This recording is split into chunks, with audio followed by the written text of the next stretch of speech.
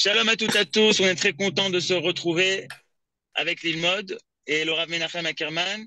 Je rappelle qu'en fait, officiellement, c'est le deuxième cours de Kol Hator. On a fait le premier cours d'introduction. Après, on a eu un cours la semaine dernière. On est toujours dans le Kol Hator du Gaon de Vilna. Et bien sûr, le lundi, c'est les Lou Nishmat, Michel et Gérard Sananès. Et voilà, on a même en français. Bechavod Arav. Toda Rabba. Alors, Mehmet Shalom le Koulam, j'ai pas eu le temps de vous saluer personnellement, mais on se voit quand même, et Zetami Simcha. Alors, donc dans notre étude, on a lu le contenu du chapitre jusqu'à là.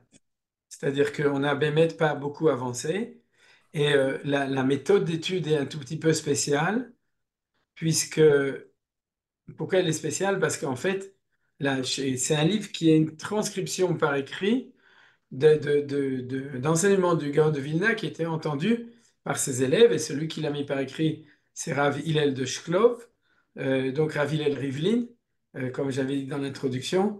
Et de ce point de vue-là, il y a une répétition. C'est pas un livre qui est construit dans le sens premier sujet, deuxième sujet, troisième sujet, mais en fait, c'est un petit peu un livre cyclique. C'est qu'on va voir toutes les notions dans le premier chapitre. Si on s'arrête à la fin du premier chapitre, on connaîtra de manière fondamentale toutes les notions essentielles de l'idée du collator. Et ensuite, en passant chapitre par chapitre, on va développer. Alors, le contenu du chapitre, c'est encore plus l'introduction, et c'est comme ça que je vais faire. C'est-à-dire que comme je sais que les sujets vont être développés après, je vais les expliquer de manière à ce qu'il y ait acquisition des concepts. Et après, une fois que les concepts seront acquis, alors on les approfondira dans les chapitres suivants, deuxième, troisième, quatrième, cinquième, sixième et septième chapitre. Voilà. Donc, on commence ici. La pensée de base de notre maître est Yosef est encore vivant. Alors, Yosef est encore vivant, c'est un passage qu'on va lire bientôt, puisque c'est dans le Sefer Bereshit. Lorsque euh, les frères de Yosef reviennent chez Yaakov Avinu. Après que Yosef se révèle à eux, il leur dit Ani Yosef Achichem, je suis Yosef votre frère. Alors ils reviennent chez Yaakov, Vaïgidou les morts, Od Yosef Chai, Bechi ou Moshel, Bechol Eret Mitzrayim, Fog Libo qui lo éminem. C'est-à-dire qu'il est pas du tout ce qui est marqué ici, Fog Libo, son cœur restait froid parce qu'il ne croyait pas. Fog Libo, ça veut dire qu'il a failli avoir une crise cardiaque, on comprend. Son cœur, il a battu très très fort et on dit qu'il a reçu de Ruach HaKodesh. Il n'arrivait pas à croire une chose comme ça. Ben, c'était pas possible, vous connaissez l'histoire. Mais en tout cas, ce qui nous intéresse, c'est uniquement trois mots, Od Yosef Chaim. Et ça va devenir la sisma, comment dire en français, une sisma, le slogan le slogan du Gra dans le collateur. C'est-à-dire le slogan du Gra, c'est Od Yosef Chaim, on va le voir, ça va nous accompagner pendant tout le livre, Od Yosef Chaim. Alors, la suite, Vechiou Moshel Bechol Eretz Mitzrayim, c'est pas du tout le sujet, puisque Yosef, Vechiou Moshel Bechol Eretz Israël, oui. C'est-à-dire, si tu dis qu'il est en Eretz Israël, mais dans le contexte du verset, on ne prend que ces trois mots, Od Yosef Chaim. Vous savez que nous, ce qu'on chante, Od Avinu Chai, Am Israël Chai, d'accord? Od Avinu Chai, c'est aussi lié parce que c'est c'est Yosef qui dit à Od Avichai. Est-ce que mon père est encore vivant? Et sur cette chose-là, Rav Shlomo Karlebach, dans le Yartzeit, c'était la semaine dernière, vous voyez, a composé une chanson, Od Avinu Chai, Am Israël Chai. Alors il faut rajouter dans la chanson, Od Avinu Chai, Am Israël Chai, Od Yosef Chai. C'est-à-dire, c'est pas une blague, il faut une chanson où on chante Od Yosef Chai. Quand on aura appris, on comprendra pourquoi c'est important. Alors, pourquoi est-ce que c'est tellement important? Comme il dit, la pensée de base de notre maître est Od Yosef Chai, parce que, et c'est ça qu'on verra quand on va approfondir dans la suite du chapitre, on va le voir parce qu'il va le reprendre. Ça, c'est uniquement l'introduction, c'est-à-dire le plan du chapitre, mais on va le voir. C'est pour ça que je vous le dis uniquement en Raché Prakim, en titre, c'est que il y a une Gemara dans Maseret Souka, page 45, folio 1, Nun Hey Amud Aleph, il y a une Gemara qui dit que le Mashiach ben Yosef va mourir.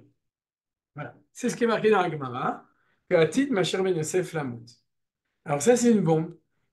Et c'est un grave problème, parce que si le Mashiach il meurt, alors ça veut dire que le projet messianique, il a échoué. C'est-à-dire, et cette Gemara, elle est très problématique pour nous. Vous comprenez, elle n'est pas problématique en soi-même, tout le monde meurt.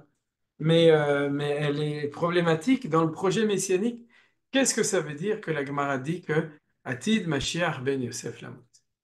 Et comme c'est un problème, alors le Gaon de Vilna nous a dit non, c'est pas un problème. C'est oui un problème, il va expliquer comment il est résolu. Mais il va dire que une des choses essentielles de l'apprentissage de qui est le Mashiach ben Yosef, c'est de savoir qu'il va pas mourir et de faire ce qu'il faut pour qu'il meure pas. Alors tout ça, on va apprendre qu'est-ce que ça veut dire. C'est des enjeux énormes, puisque c'est des enjeux messianiques, c'est-à-dire. Mais en tout cas, c'est une affirmation, Od Yosef. Vous comprenez pourquoi est-ce qu'il a amené ces trois psukim? Parce qu'il dit, c'est pas vrai. Ce qui est marqué dans la Gemara, c'est pas ce qui va se passer.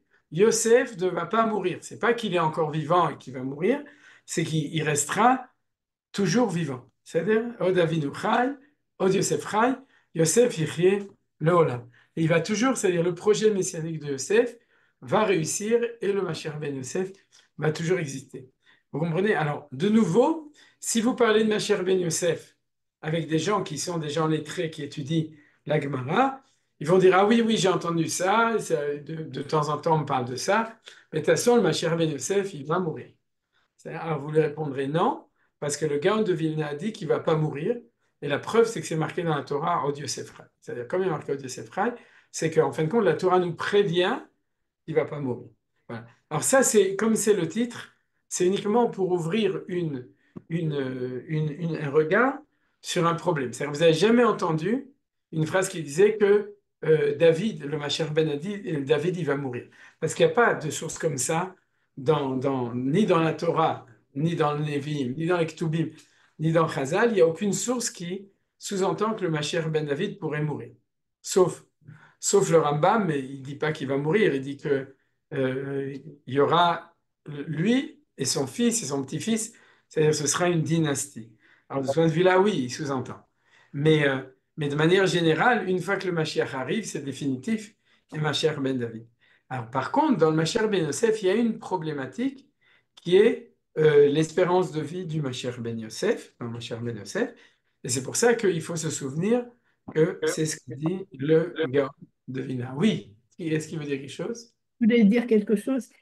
C'est pas évident que Joseph, Yosef Rai, alors c'est le Ben Adam, qui est le fils de Yosef, c'est pas évident que ça représente le Mashiach Ben Yosef. C'est un peu Ah difficile oui, à aller de l'un à l'autre ah, rapidement. oui, oui, Nachon, je suis d'accord avec toi, mais de nouveau, c'est-à-dire que ça dépend comment tu lis la Torah. C'est-à-dire, par exemple, dans la paracha de la semaine, quand on nous parle de Esav et de Yaakov, ou la semaine dernière entre Ishmaël, etc., et ça, vous savez qu'on a l'habitude, surtout quand on est élève de Manitou, mais de manière générale, c'est la lecture classique, c'est que ce que la Torah raconte au niveau individuel, ouais, c'est une préfiguration de ce qu'il y aura dans le futur. C'est-à-dire, donc, c'est-à-dire au niveau collectif. Il y a une lecture à deux niveaux.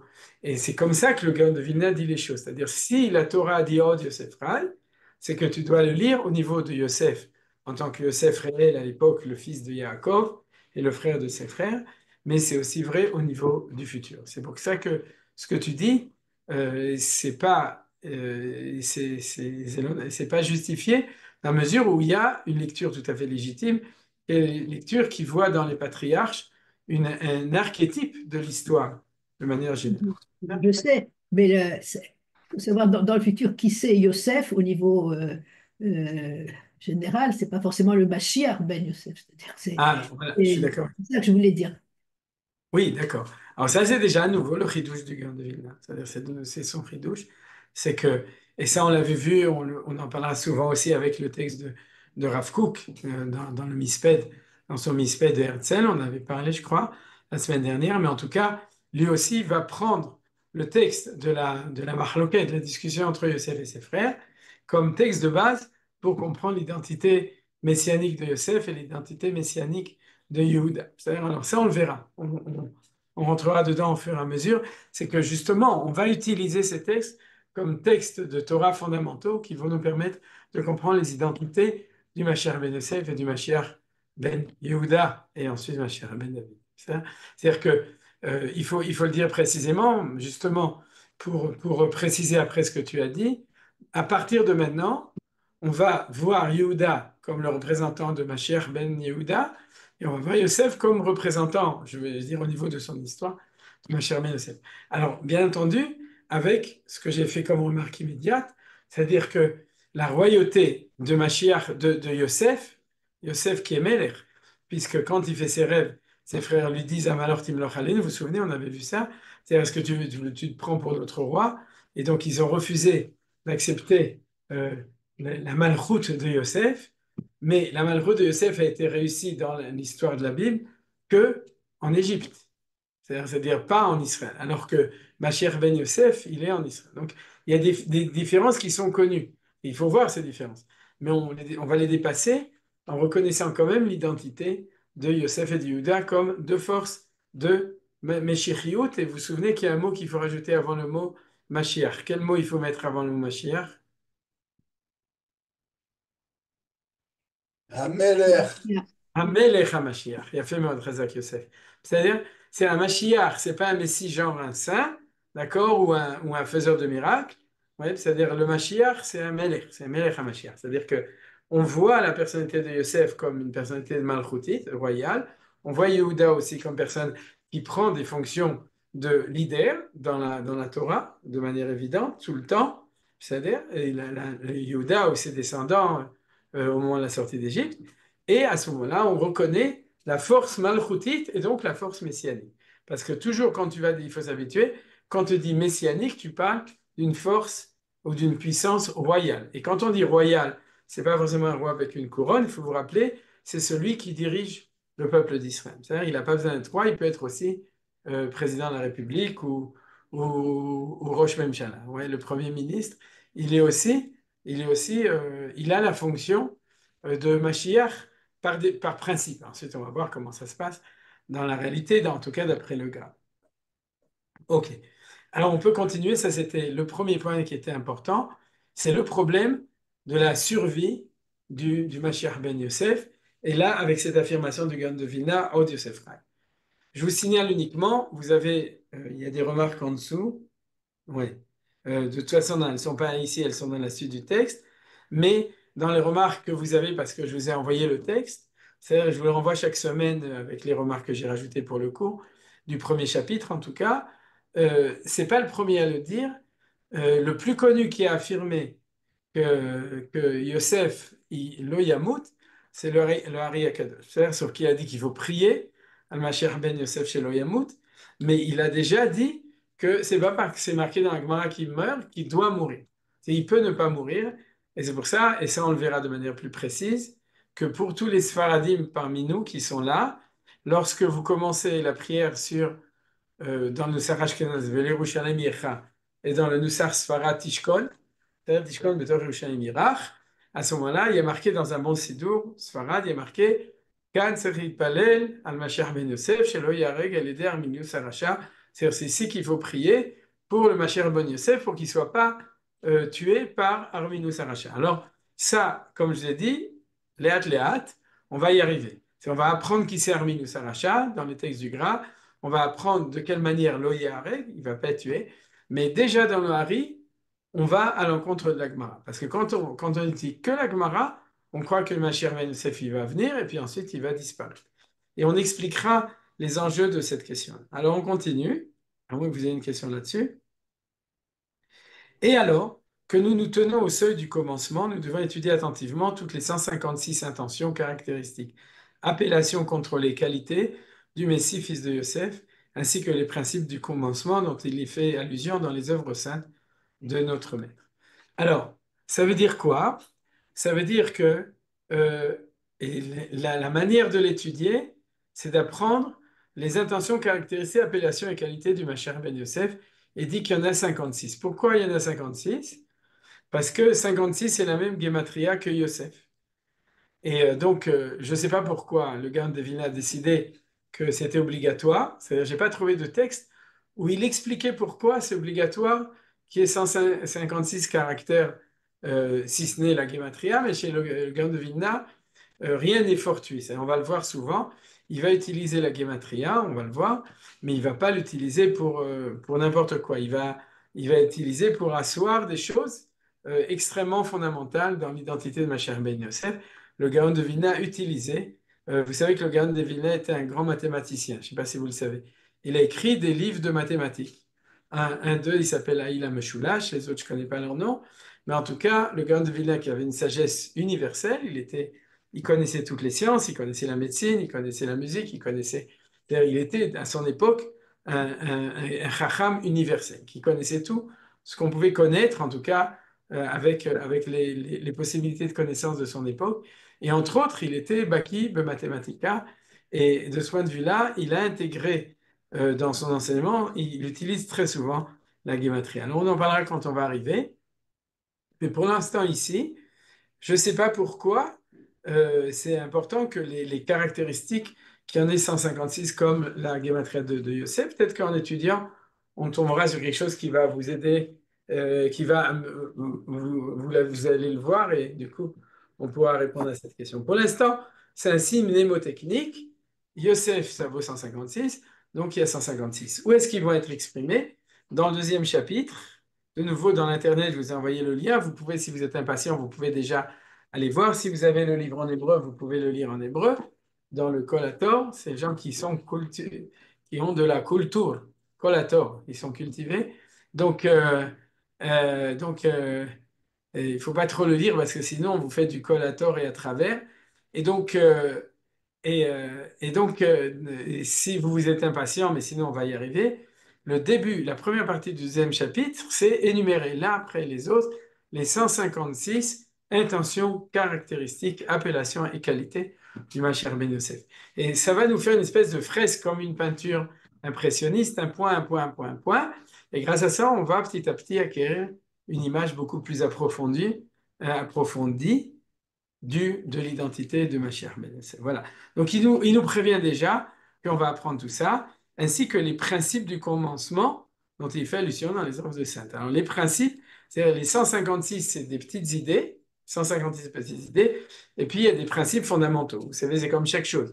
C'est comme s'il y a 156 halachot, et il y a des chronotes, des principes de base, alors qui sont beaucoup plus larges que les 156, comme par exemple celui qu'on vient de voir, que Od Yosef Rai. Le Mashiach, Ben Yosef ne va pas mourir, c'est pas un des 156, c'est un des fondements qui sera au contraire éclairé par une partie de ces 56, pas toutes, une partie. Donc, en référence dans les œuvres saintes de notre Maître, afin les œuvres de nouveau, comme je vous ai signalé, dans tous les écrits du Gaon de Vilna qui sont kabbalistiques, il y a des références au Mashiach Ben Yosef et à la Géoula du Mashiach ben Yosef. On va le voir dans un exemple, Bezrat Hashem aujourd'hui, mais il faut savoir que, comme je vous ai dit, les délateurs qui disent que le collator, on ne sait pas si c'est la Torah du Gaon de Vilna, j'ai déjà dit et je le répète, la preuve la plus simple que c'est l'enseignement du Gaon de Vilna, c'est qu'on a des références dans les autres livres, surtout les livres de Kabbalah, donc ils ne sont pas accessibles à tout le monde,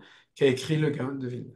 Alors donc c'est pour ça qu'on parle de toutes les œuvres saintes de notre maître. Il y a aussi tous les livres qu'il a écrits par ses élèves après. J'ai à la maison, je ferai référence à l'occasion à d'autres livres comme le livre qui s'appelle Chazon Sion, c'est-à-dire des livres qui ont été consignés par les élèves du Gaon de Vilna, comme par hasard, que ceux qui ont fait leur aliyah. C'est-à-dire que quand vous êtes à Ponievitch, pas à Ponievitch d'Avka le Mashgiach, c'est celui qui a donné c'est la Skama, si vous vous souvenez, qui a édité. Mais je veux dire, si vous êtes à Mir, oui, ou si vous êtes à Slabodka, vous pourrez étudier pendant 30 ans la yeshiva, ce qu'on appelle la Torah lituanienne, et on va vous parler de Raphaël de l'Ovogine et du Gras toute la journée, c'est-à-dire, mais jamais, éventuellement, vous entendrez le fait qu'il y a un enseignement spécial du Gaon de Vilna, qui est celui qui parle du Mashiach ben Yosef et de la Géoula de manière générale. Vous pouvez ne jamais l'entendre euh, parce que c'est un enseignement qui n'est passé que par ces élèves qui sont montés en Eretz Israël. Et quand vous regardez ceux qui sont montés en Eretz Israël, il y a une littérature, il y a beaucoup de littérature, c'est très intéressant. Donc, c'est pour ça que j'ai parlé des œuvres saintes de notre maître, d'abord toute sa littérature à lui, ensuite celle qui a été écrite par ses élèves, et Bezrat Hashem, justement, en temps voulu, que sur certains sujets où c'est pas le collator, mais ce sera d'autres livres qui développeront une certaine idée, alors on étudiera aussi les autres livres. Afin de connaître le chemin et les actions, je continue, qui se présentent à nous, à la lumière de notre maître, qui nous devance en nous éclairant jusqu'à ce qu'apparaisse le plein jour avec l'aide de ciel. Alors, c'est quoi le plein jour? C'est une notion qui est importante. C'est que dans la... on a vu que Mashiach ben Yosef, c'est ce qui s'appelle le Mashiach de Atralta. C'est le Messie du début. Et comme je vous ai fait référence la semaine dernière, au fait que quand on dit Mishéberach pour Médina Israël, on dit Reshit Smichal Geulatenu. On dit que c'est le début. Donc il faut se souvenir qu'on sait qu'il y a un processus de commencement et ensuite un processus qui est plus avancé. On va tout de suite voir aujourd'hui certaines références à ça. C'est le processus du commencement, c'est qu'il y a préséance du Mashiach ben Yosef. Il y a par derrière euh, en coulisses, il y a le Mashiach ben David, parce qu'à chaque génération, il y a toujours un Mashiach ben Yosef, un Mashiach ben David, mais sur le devant de la scène, c'est Mashiach ben Yosef, et en coulisses, et on va voir ce que ça veut dire les coulisses, d'accord, il y a toujours un Mashiach ben David qui est quand même là pour un petit peu aider, mais pas trop, et qu'il y a un moment où ça va basculer, et où c'est le Mashiach ben David qui va devenir l'essentiel, et Mashiach ben Yosef va devenir son Zgan. Zgan, ça veut dire son second. C'est marqué comme ça dans la Gemara, Melech vechatzi Melech. C'est le roi et son second. C'est-à-dire il y a, normalement, quand la Géoula, c'est ça qu'on verra à la fin arrivera, il y aura deux, on en a déjà parlé, on en parlera encore, dans l'introduction on en a parlé, il y aura deux dirigeants, il y aura quand même le roi et le sous-roi, ou le président et le sous-président, le vice-président, c'est comme ça qu'on dit, ou le Premier ministre et le vice-premier ministre. Alors, pour l'instant, celui qui est Premier ministre, c'est Ben Yosef, actuellement, sauf si on est déjà passé dans Ben David.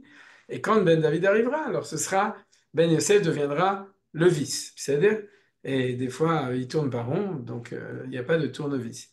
Et alors c'est quoi le plein jour? C'est que le temps de Atralta correspond à quel moment de la journée? Le temps du début, il correspond à quoi? À l'aube.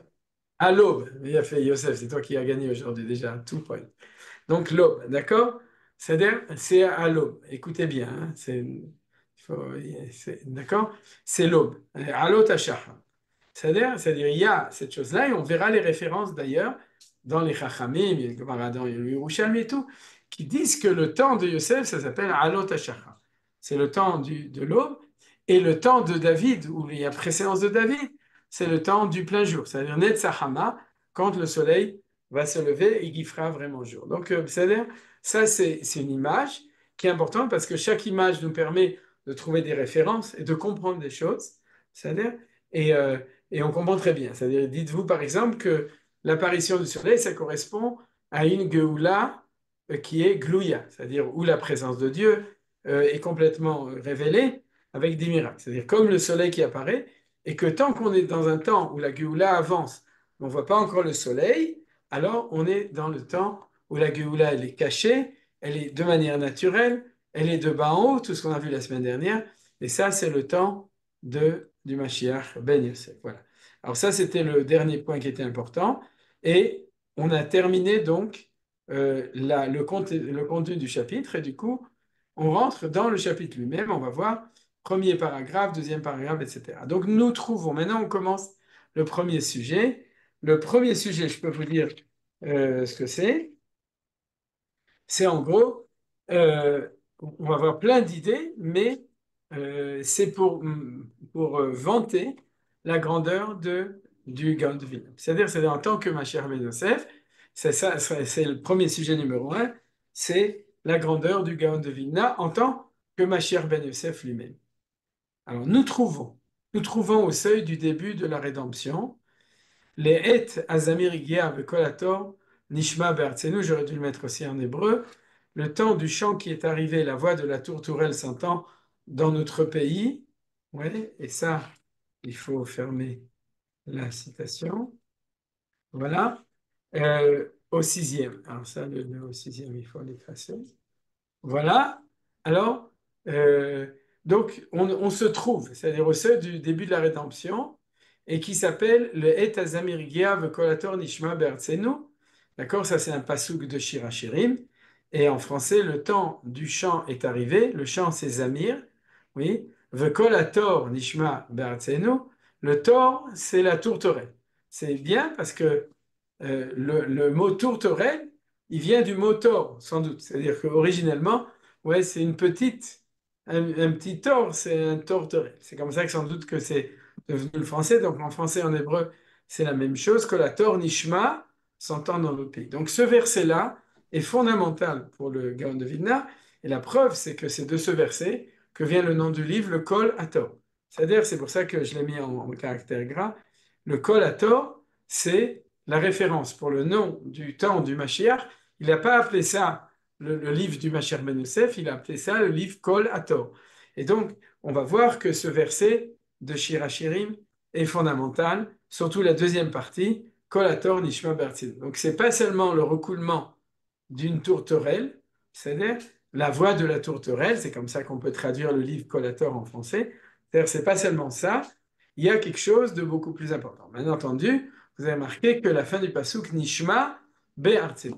C'est-à-dire qu'il y a une voix qui se fait entendre dans notre pays, donc ça veut dire que c'est la voix de la rédemption, le temps du retour en Israël. Je vais uniquement préciser une chose, mais on verra pourquoi. Une des explications de ça, c'est de nouveau Gematria. Combien ça fait Tor en Gematria? Tav, c'est 400. Resh, ça fait 200. Ça fait 600. Et il est marqué ici au sixième. Très important. Donc, pourquoi c'est très important au sixième?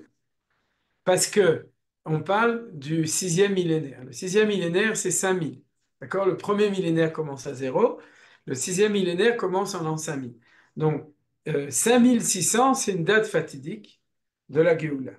En date Goy, ça fait 1840, la révolution industrielle. C'est-à-dire en 1840, le Gaon de Vilna a dit que c'est un moment charnière au moment de la Géoula, et c'est une des explications de la raison pour laquelle le livre s'appelle Kolator, c'est la voix non pas de la tourterelle, mais c'est la voix du Mashiach qui va arriver en 5600. On est en 5785 maintenant, c'est-à-dire il y avait 5600, c'est il y a 185 ans. C'est-à-dire en 1840, 1940, et ensuite encore 85 ans, on arrive en 5685, on arrive en l'année actuelle. Donc, on va en parler en son temps, d'où est-ce qu'il sort ça et qu'est-ce que ça veut dire.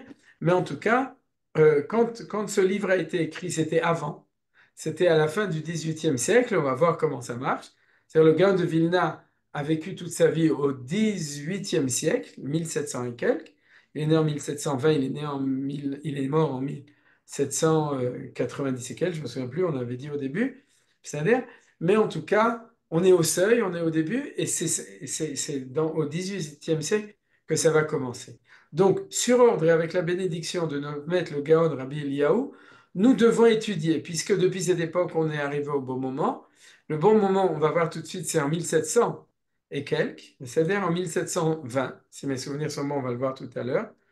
Euh, non, non, c'est en 1700. Non, c'est 40 ans de moins. C'est en 1740 et quelques. On verra exactement la date exacte. 1742, si mes souvenirs sont bons, c'est le moment où les choses vont commencer. C'est-à-dire que le Gaon de Vilna a fait des guématriotes, le Gaon de Vilna a fait des calculs, ce qu'on appelle eschatologiques, c'est-à-dire des calculs du temps de Géoula. Il va expliquer aussi pourquoi il a le droit de les faire, et aussi il va expliquer pourquoi il ne s'est pas trompé. Hein, tout ça, on va le voir. Pour nous, c'est très intéressant. Il y a des gens qui savent déjà où est-ce qu'on va arriver, mais en tout cas, dans la mesure où tout ça, ça marche génial, c'est-à-dire que les calculs du Gaon de Vilna se sont réalisés jusqu'à maintenant à la perfection, c'est-à-dire que jusqu'à maintenant, c'est le seul calcul qui a été réalisé de tous les calculs dans l'histoire. Maïmonide, par exemple, avait fait un calcul qui n'a jamais marché, c'est-à-dire de plus ou moins de son époque, et beaucoup de Gdolé Israël ont fait des calculs qui n'ont pas marché, qui qui ne sont pas arrivés. Par contre, les calculs du Gaon de Vilna, eux, se sont tous réalisés jusqu'à maintenant, on le verra.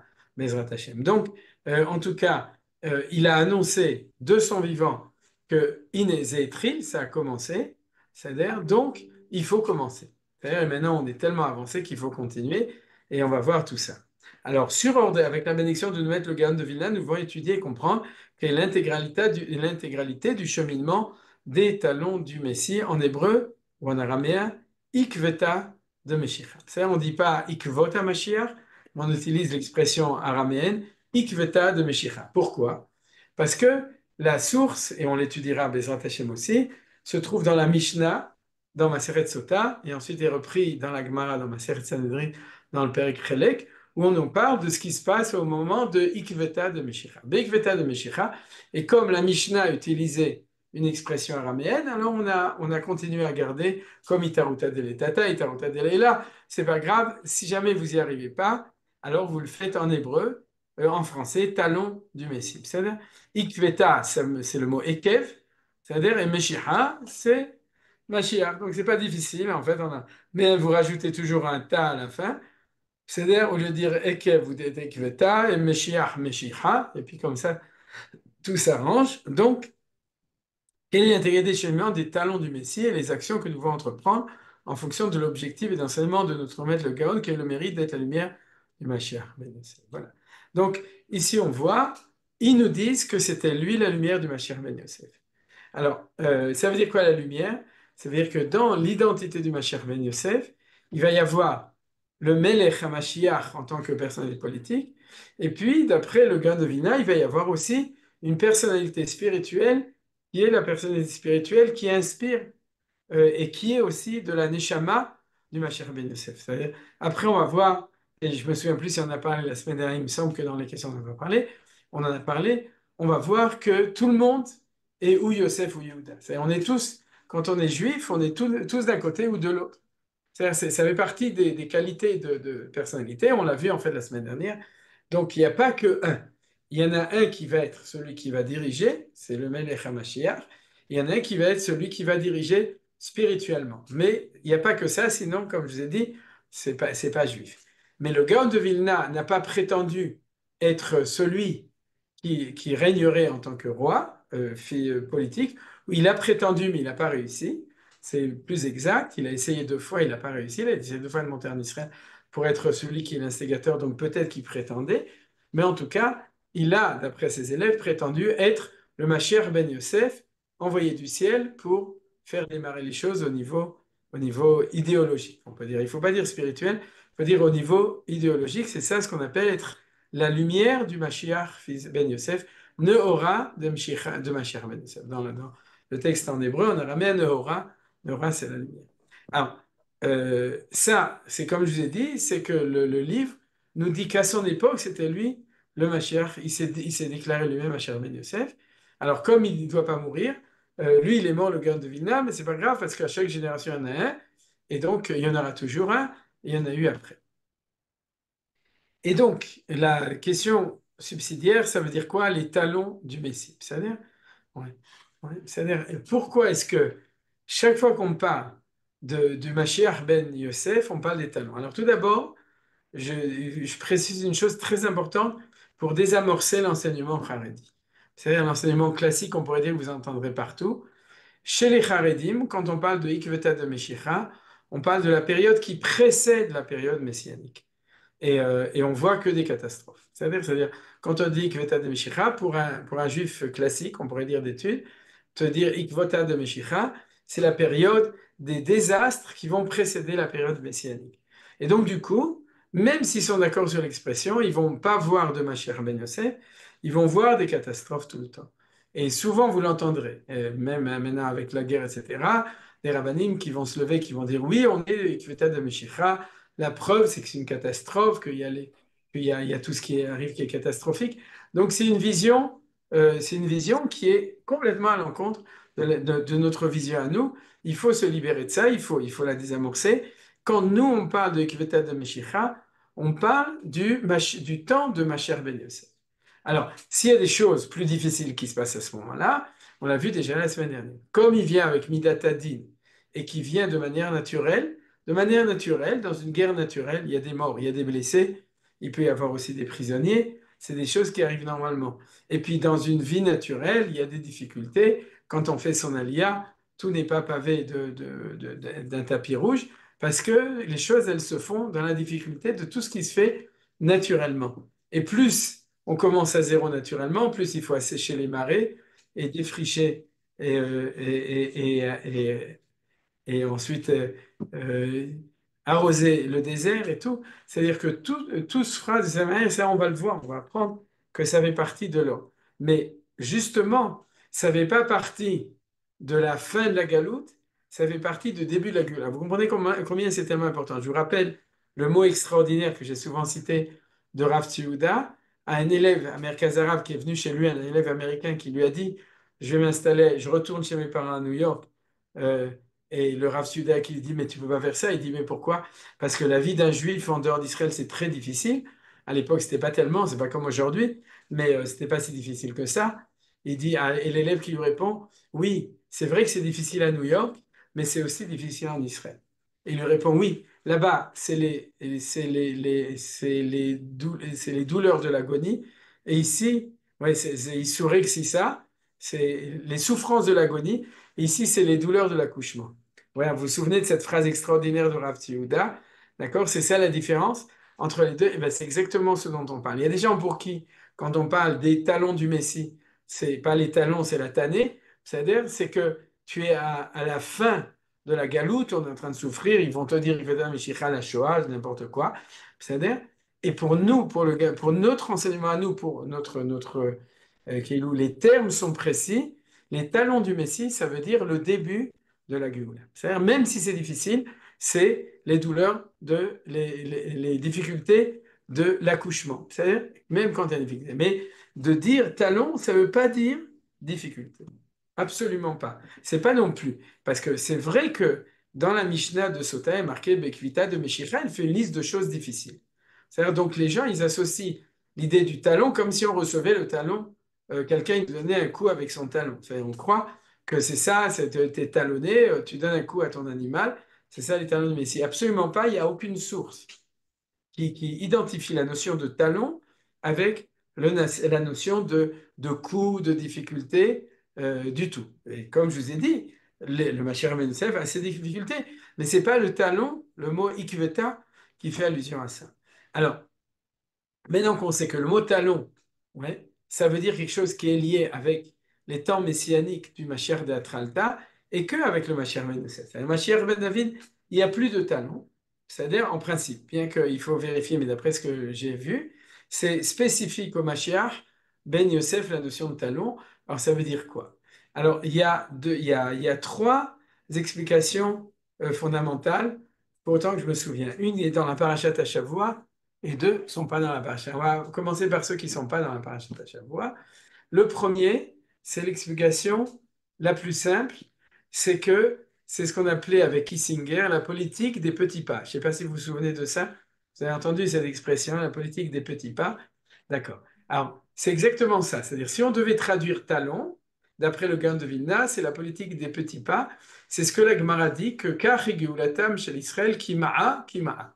Kima, ça veut dire petit à petit, ouais, le Mashiach fait son nid. Et petit à petit, c'est ça la notion du talon. Ça veut dire quoi? Ça veut dire que c'est, en fait, il faut traduire autrement, c'est pas les talons, c'est les pas du Messie. C'est-à-dire Pa'amim Mashiach. D'ailleurs, il y a une autre expression, Pa'amim. Ouais, ça veut dire quoi, Pa'amim? C'est le fait de marcher. Okay. C'est Peimot en hébreu moderne aussi. Au Pa'amim Mashiach, c'est les pas du Messie. Donc arrêtez de traduire les talons. D'après cette expression, il faut dire les pas du Messie. Et ça veut dire quoi?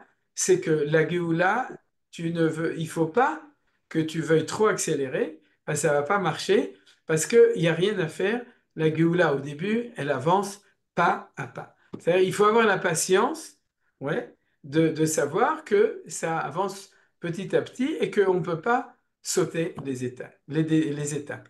Le Rav Hanan Porat, Zecher Tzadik Vekadosh Livracha, il a dit une phrase qui se chante en Israël, Am Israël eno mefached miderech haruka. Le peuple juif le peuple d'Israël, il n'a pas peur du chemin si est long. Alors après, on va voir très bien que le Gaon de Vilna n'était pas à 100% d'accord avec Hanan Porat, ou que Hanan Porat n'était peut-être pas à 100% d'accord avec le Gaon de Vilna, parce que plus on va avancer dans l'enseignement, plus on va comprendre la profondeur de chaque chose.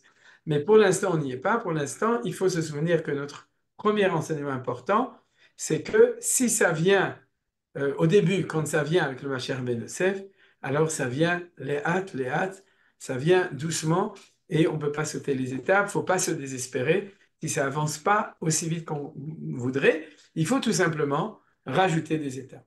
Quel est un des signes? Vous vous souvenez sur qui il arrive, le Mashiach? C'est comme Henri IV, il arrive sur un cheval blanc? Non, sur quoi il Sur un arrive? âne. Quoi? Sur un âne. Nahon, exactement. Nahon. C'est-à-dire que chaque fois que vous voyez le Mashiach ben Yosef, vous lui disiez bonne année, bonne santé. Nahon. Donc, il arrive sur son âne. Et quelle est la spécificité de l'âne? C'est la puissance de transport, mais la lenteur du transport. D'accord? Un âne ne va pas vite. Si tu veux aller vite, tu prends un cheval. Si tu vas encore plus vite, tu prends 2 chevaux et après tu passes à la Cadillac. Mais en tout cas, si tu vas avec un âne, tu vas avoir la force tranquille, la force puissante, mais ça va pas aller vite. C'est-à-dire l'âne, il va même moins vite qu'un homme éventuellement quand il marche, l'âne. C'est-à-dire, et on nous dit, Ani verochev al chamor. Donc, une des explications du fait qu'il est rochev al chamor, une des explications, c'est lié avec l'idée de Ikveta de Meshicha, c'est le fait que c'est les talons du Messie, c'est-à-dire pas à pas. Une deuxième explication des talons du Messie, c'est une explication Alpi Kabbalah.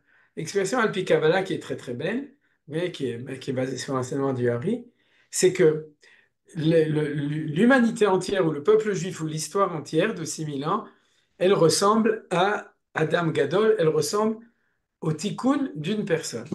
Et ça veut dire que tous les tikkunim de l'histoire, c'est des tikkunim d'une espèce de grande personne, c'est-à-dire une personne entière.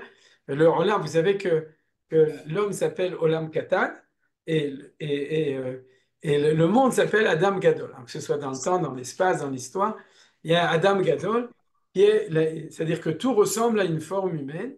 Et dans cette métaphore, dans cette image, le tikkun a commencé par la kippa, par le shrayol, par la tête, et il finit par les pieds. C'est-à-dire que quand on aura fini le tikkun, on arrivera au tikkun des talons, et c'est pour ça que le temps messianique s'appelle Ikveta de Meshicha. Donc vous avez compris. Alors il y a plein d'implications dans la lecture de cette chose, d'ailleurs. Il y a des rabbinim qui le lisent comme ça, il y en a qui le lisent comme ça.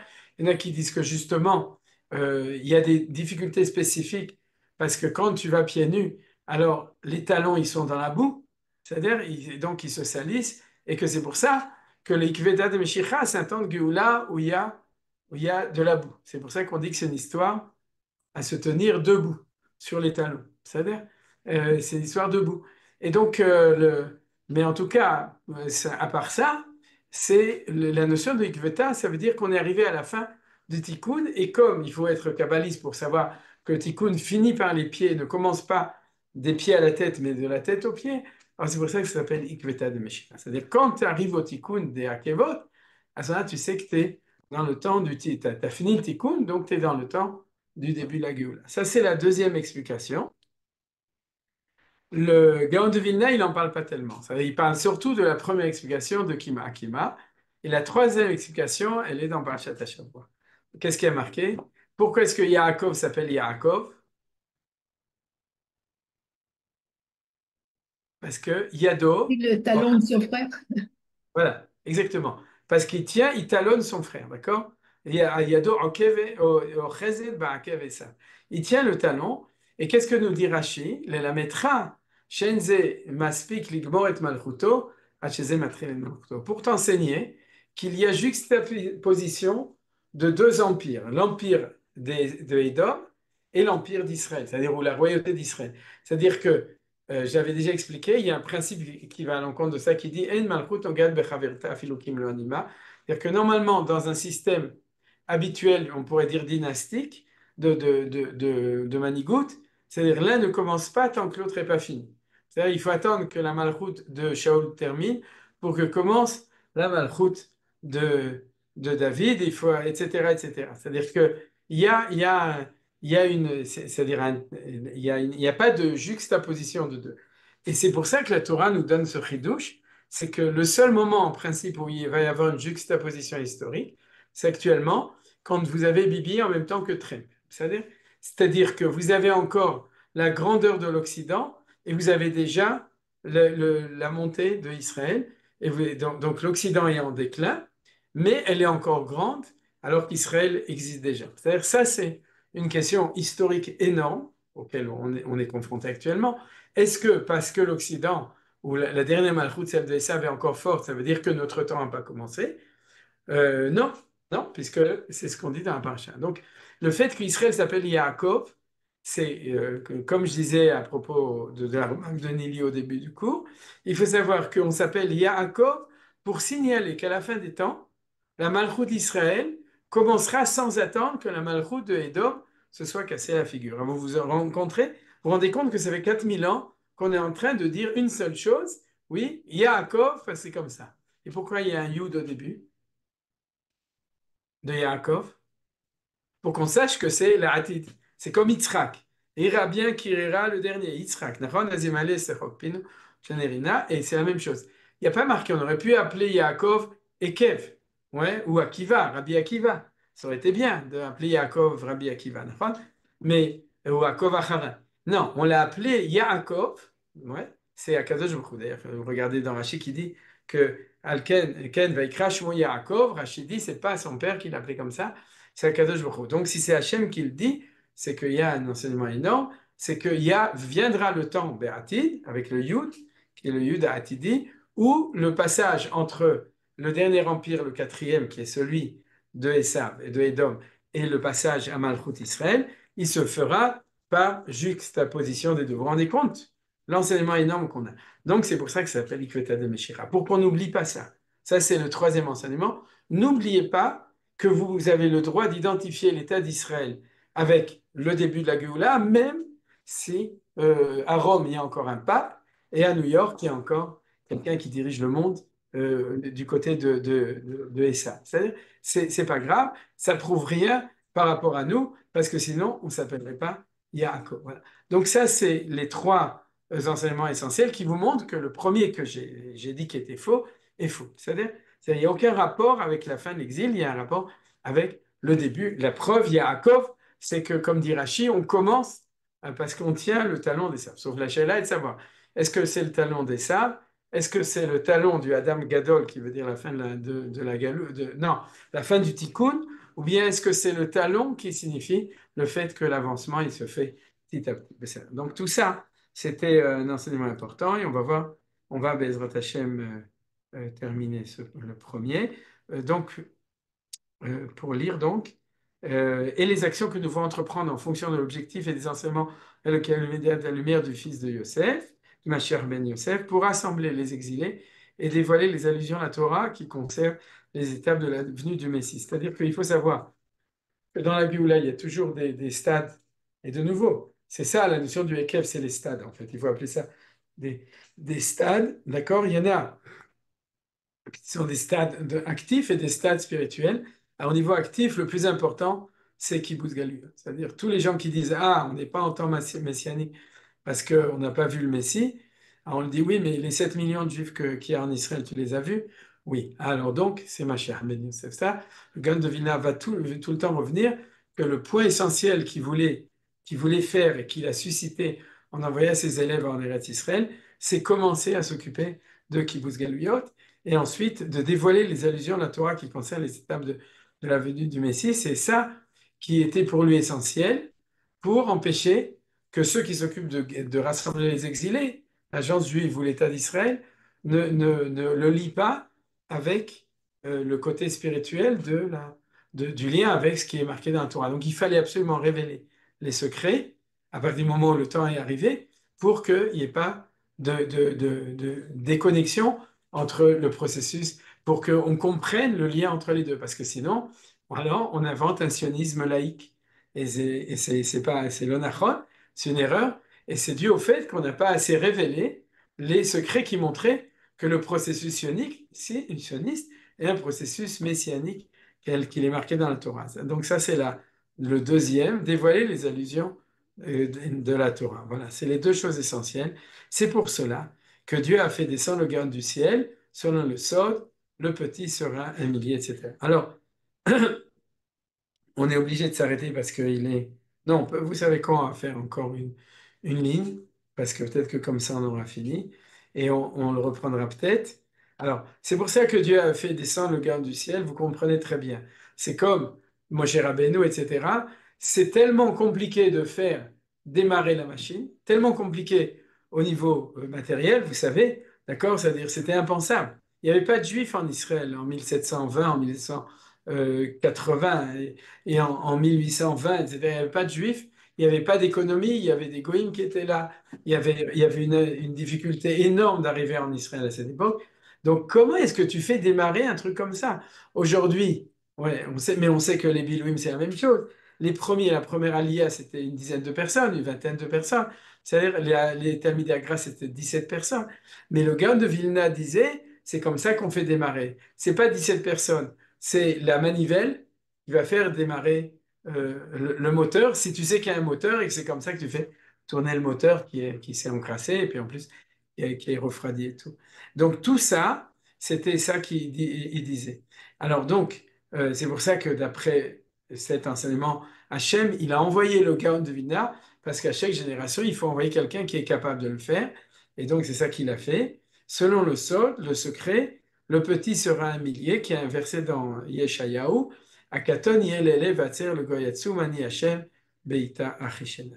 C'est-à-dire que euh, il dit et tête tzadik tzadik final, ça fait 999 selon la sphira de Yesod, à l'origine de la lumière supérieure au niveau de Matat, le prince de l'intérieur. Là, c'est sûr qu'on s'arrête ici, c'est juste pour vous montrer que dans l'enseignement du Gaon de Vilna, il y a aussi une valeur mathématique. Et c'est quoi? C'est que dans la lecture à Katon Yel Elef, c'est que Akaton, c'est Mashiach ben Yosef, et Elef, c'est Mashiach ben David. C'est-à-dire que on va, et ça va avec les petits pas. C'est-à-dire les petits pas, il va y avoir 999 petits pas, on ne sait pas lesquels c'est, mais en tout cas, il y a 999 petits pas, et quand on sera arrivé au 999, on va passer à 1000, parce que 999 plus 1, ça fait 1000, et ça, c'est un balancement du processus. C'est-à-dire, c'est des processus, on connaît ça pour ceux qui ont fait de la chimie, les processus hystérésiques, ou au niveau de la physique nucléaire, oui, la masse critique, etc. On sait que il y a une notion que tu rajoutes un tout petit peu, et puis à un moment, on va plutôt utiliser cette notion parce que tout le monde la connaît, la masse critique, il y a un moment où ça va basculer. Et qui sait où est-ce qu'on est? Ceux qui savent, comme disait Manitou, ceux qui savent sont toujours les plus étonnés. Donc, il y a Katan et qui passe à Elef. Le Katon, c'est Machar Ben Yosef. Yel et Elef, c'est quand on arrivera à 1000, on va en passer au temps de Mashiach ben David. Atsaïr le Goyatsu. Atsaïr, c'est le Katan, c'est celui qui est jeune. Je vous rappelle que Yosef est plus jeune que Yehuda, ainsi que Binyamin. C'est les petits-enfants de la fratrie. C'est-à-dire le Goyatsum, il va devenir un peuple énorme. Alors ça est en train d'arriver, mais il y a un moment critique, de masse critique. On va du coup passer au temps de Mashiach ben David. Ani Hashem, je suis à Dieu. Beita Achishem. Alors ça, c'est un point essentiel. Tous ce verset, c'est des versets critiques, ou on va dire fondamentaux. Beïta en son temps, Achishenage accéléré. En son temps, c'est le temps de Mashiach ben Yosef. Mashiach ben Yosef arrive avant Mashiach ben David quand la Géoula arrive en son temps. Vous vous souvenez qu'on avait vu ça? Il y avait la notion d'une Géoula accélérée, une Géoula en son temps. Quand c'est accéléré, c'est le signe que c'est Mashiach ben David. Quand c'est en son temps, c'est le signe de Mashiach ben Yosef. Et c'est pour ça que si c'est en son temps, on doit révéler les calculs eschatologiques. Si c'est accéléré, on ne doit pas les révéler parce qu'ils empêchent l'accélération. Si tu dis que la Géoula, par exemple dans le calcul du Gaon de Vilna, il y a 1948, le moment de l'État d'Israël, on le verra, d'accord? Si tu dis en 1200 que la Géoula arrivera en 1948 parce que tu le sais, c'est-à-dire tu n'as pas le droit de le dire parce qu'entre 1200 et 1948 ou 1740, tu dois donner l'opportunité d'une Géoula accélérée. Et lorsque le Mashiach ben David va arriver, on va basculer de la politique des petits pas à l'accélération. Et là, c'est un point important parce que vous savez que le monde moderne depuis 1840, il est en accélération de tout. Donc, cette dialectique en son temps accéléré, c'est congénital, c'est fondamental de l'étude qu'on est en train d'apprendre. Alors, on s'arrête là. On a étudié le Passouk et Bezrat Hashem, la semaine prochaine, on verra, le côté de Kabbalah qui est basé sur des mathématiques. On va faire un cours et de Gematria, et de mathématiques, et de Kabbalah pour comprendre ce qu'il nous dit après.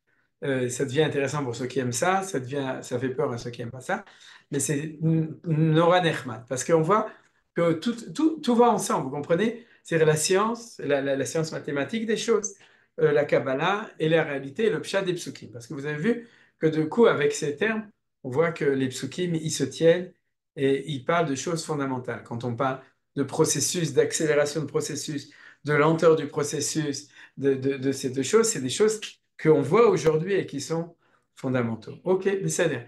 Alors, le cours est terminé. Est-ce que vous avez des questions? Est-ce que c'était clair jusqu'à là? Oui. D'accord? Ce n'est pas compliqué. Tant qu'on n'est pas entré dans les trucs de 999. Même après, c'est pas si compliqué, mais sauf qu'il va rentrer. Mais là, jusqu'à là, c'est des notions qui ressemblent à ce qu'on connaît déjà dans notre expérience du sionisme moderne. Voilà. Est-ce que vous avez des questions?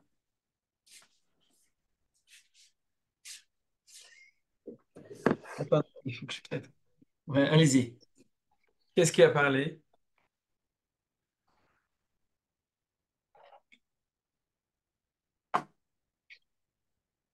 Personne? Bon, moi, j'ai une question. Tu pourras nous l'envoyer en replay, Quoi? le Ah oui, bien cours? sûr. Ah bien sûr, Parce que depuis Soukhot, il n'y a pas de replay de. les cours du lundi. Alors, il faut que les Martim ils fassent ça par eux-mêmes. D'accord. Alors juste pour information, euh, tout d'abord, non, il y a un petit. Le cours du lundi, normalement, il faut laisser à Yohan. Yohan est là, je ne sais pas s'il n'est pas là apparemment. Mais normalement, il m'a demandé le cours du lundi, qui est celui de l'Ilmod, il m'a demandé d'attendre qu'il le mette. Donc, il faudrait savoir avec lui, je vais lui demander. Mais ceci dit, moi, personnellement, je n'ai pas de problème. Juste, peut-être comme ça, je vais vous demander de ne pas diffuser le lien de mon drive uniquement aux gens qui écoutent. C'est-à-dire d'attendre que Johan le met, mais pour vous, il n'y a pas de problème. Bon, maintenant, c'est simple. J'ai une tikia qui est avec tous les cours du Collator, une tikia qui est avec tous les cours de Manitou, sur la présence du mal dans le monde, de mec qui a une tikia que j'avais envoyé à ceux qui veulent ou ceux qui veulent, je peux vous renvoyer les tikiotes des cours des semaines ou des mois précédents sans aucun problème. Ce qui est important, c'est que vous n'avez pas besoin de le demander chaque semaine. C'est-à-dire à partir du moment où vous avez le drive, le lien dans le drive des cours sur Collator, par exemple, chaque semaine, je le rajoute dedans. Donc peut-être que ça peut prendre une journée ou deux. Et ça, vous pouvez toujours me demander en personnel ou dans un des groupes si je l'ai déjà mis. Mais en tout cas, et si vous avez le lien du drive, vous pouvez rentrer chaque fois pour vérifier et écouter le nouveau cours Bezrat Hashem. Donc ceux qui se débrouillent pas trop bien avec ça, il n'y a pas de problème. Il faut des fois demander, quand vous essayez de rentrer, si ça ne rentre pas, il faut demander l'autorisation. À ce moment-là, je vous donne l'autorisation et l'autorisation, elle est définitive pour cette IKEA, donc il n'y a pas de problème. Besséder. Donc Bezrat Hashem Bli Neder, je l'envoie dès ce soir, même si le cours n'est pas rentré. Bezrat Hashem, j'envoie dès ce soir Ah, et je l'ai envoyé. Non, je l'ai envoyé, non, je l'ai pas envoyé, j'ai envoyé celui de mercredi. À ce Bli Neder, j'enverrai celui aussi du cours de ce soir, pour que vous puissiez avoir accès. Tu as encore une question? Plus. Merci, Ah, ok, Besséder, ça c'est une bonne Voilà, question. merci. merci, Besséder. merci. Ok, alors Bezrat Hashem, puisque c'est comme ça. Ab se retovot pour Am Israël. Et on se retrouve ou mercredi pour ceux qui veulent, ou en tout cas Bezrat Hashem la semaine prochaine pour la suite du cours sur Collator. Toda Rabba. Et donc j'arrête d'enregistrer. Non, non, je ne peux pas. Et donc on se retrouve Bezrat Hashem. À bientôt. Et Bsorot Tovot, le Kulam. Shavua Tov, Litrot Bekaron. Merci d'avoir visionné cette vidéo. Je vous invite à vous abonner à notre chaîne InMode pour plus de replays, de conférences, de cours, d'interviews. Cliquez sur le bouton juste ici et vous êtes abonné à l'InMode. À très bientôt.